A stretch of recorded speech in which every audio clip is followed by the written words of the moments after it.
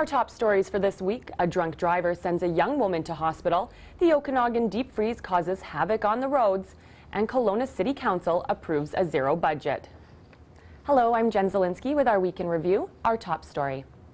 Last Friday, Dave Russell experienced every father's worst nightmare: a knock on the door by an RCMP officer at midnight. His daughter had been involved in a serious head-on collision with an apparent drunk driver. Kelly Hayes has more on this story.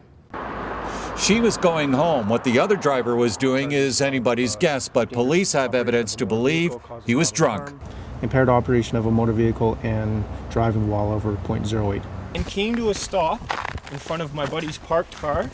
Police say that prior to the crash, the accused, Justin Allen Dubois, was here on Barnaby Road where he drove into this residence's laneway. The homeowner says the driver hit his friend's parked vehicle and did a U-ey on his lawn. It's believed Dubois then proceeded down Barnaby to Lakeshore at a high rate of speed before colliding with Russell's Honda. Her injuries are head to toe, including broken femurs. She's got 2 broken ankles, 2 broken feet. She's got a broken cheekbone. Somehow Dubois escaped serious injury. Dave Russell says that Dubois was over twice the legal limit, and it would appear this is not his first brush with alcohol behind the wheel and the law. According to a 4-year-old article from Dubois' hometown, he blew twice the legal limit after terrorizing other motorists there. He pleaded guilty and got 12 months probation and banned from driving for a year. Friday's crash is obviously on Dubois' mind. Shortly after, he wrote on his Facebook saying he screwed up on Friday the 13th, worse than Jason. He has since removed the comment from his page. Kelly Hayes, Castanet Media. Well, the Okanagan experienced some intense winter weather this week. Tuesday morning, Valley residents woke up to heavy snow, temperatures of -13, and as the week continued, the mercury kept dropping. The Coquihalla Highway was shut down Wednesday afternoon after limited visibility and blowing snow made it impossible to drive. In Kelowna, there were several accidents, including one that sent 2 people to hospital after 2 vehicles collided and then smashed into a man in a wheelchair who was attempting to cross at Harvey and Cooper. The man was conscious at the scene, and it appears he will be okay. There were several other incidents on the road through the week, but no reports of any major injuries. The forecast is for warmer temperatures next week. Well, our reporter Wayne Moore sat through almost 10 hours of intense City Council budget deliberations. He joins me now from Council Chambers. Very good news for the taxpayer of the City of Kelowna. The provisional budget passed by Council in these chambers on Tuesday, calling for basically a zero budget increase, 0.11%. Council spent Tuesday going through a binder about this size, maybe a little bigger, line by line, and what they determined is they will require $97.8 million in taxation to pay for all of the services and projects that the city will be going through in 2012. That's an increase of about $1 million. They cut $3 million in operating expenses from 2011 to get down to basically this zero budget. Transit, about $250,000 cut from operating. That includes some evening, weekend, and early morning service being cut. Also street sweeping, about $250,000 lopped from that budget, which means that all the city streets will be swept just once a year as opposed to 3 times. Big winners, maybe the RCMP. They received 4 new members and also a civilian crime analyst.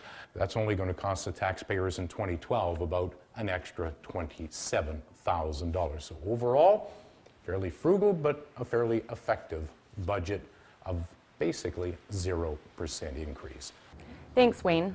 Kelowna Lake Country MP Ron Cannon announced $1.25 million in funding for the City of Kelowna from Canada's Gas Tax Fund during a press conference at Kelowna International Airport on Wednesday. The first project will make the airport more energy efficient by installing innovations like new geothermal floors, ground source heat pumps, and new lighting. The City of Kelowna applied for the funding to help meet its commitment to reduce emissions under the Corporate Energy and GHG Emissions Reduction Plan endorsed by City Council in 2010. Now to take a look at sports with Grant Scott, who is down in Penticton with the coach of the #1 ranked Junior A team in Canada. Hi, Grant. Thanks, Jen. I'm with the head coach and general manager of the Red Hot Penticton Vs, Fred Harbinson. Fred's in his 5th year coaching the Vs and certainly having one of your best years ever. Fred, congratulations on this great hot streak. Thanks a lot. Now, when you get on a run like this, as a coach, do you want the guys to be aware of it, or are you hoping they kind of just take it game by game? What's the approach you take now that you're running like this? Well, I mean, you hit it on the head. I mean, at the beginning, there was absolutely no talk of it, and then as it started growing, and we got close to our franchise record was 17. We passed that, and obviously the people in town started talking quite a bit about it, and we were fortunate to also break the interior record. Now we're 7 games, which is still a long ways away from the BCHL, tying the BCHL record. So, well, good luck to you the rest of the way, Fred. I certainly appreciate your time. Good luck. All right, thank you.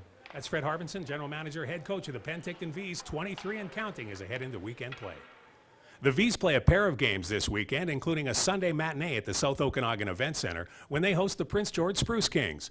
The Valley's 2 other BCHL squads hook up against each other on Saturday night as Westside hosts Vernon. The Warriors will be in Chilliwack on Sunday. Heading into weekend play, the Vipers sit in 5th place, 5 points out of a playoff berth. Westside was tied for 6th as the weekend began, 5 behind Vernon. In the Western Hockey League, the Kelowna Rockets are home to the Vancouver Giants Saturday night at Prospera Place. Last Saturday in Vancouver, the Rockets scored twice in the 3rd period and hung on for a 4-3 win. In the Western Conference standings, Kelowna sat comfortably in 6th place as play began on the weekend, 7 points behind 5th place Spokane and 8 points up on Seattle. I'm Grant Scott, and that's a Castanet Sports Update. And before Grant caught up with the coach of the V's, he hit the streets of Penticton to find out what the community thinks of this all-star team. They're smoking hot. They're on the way to breaking a record, I believe, 29.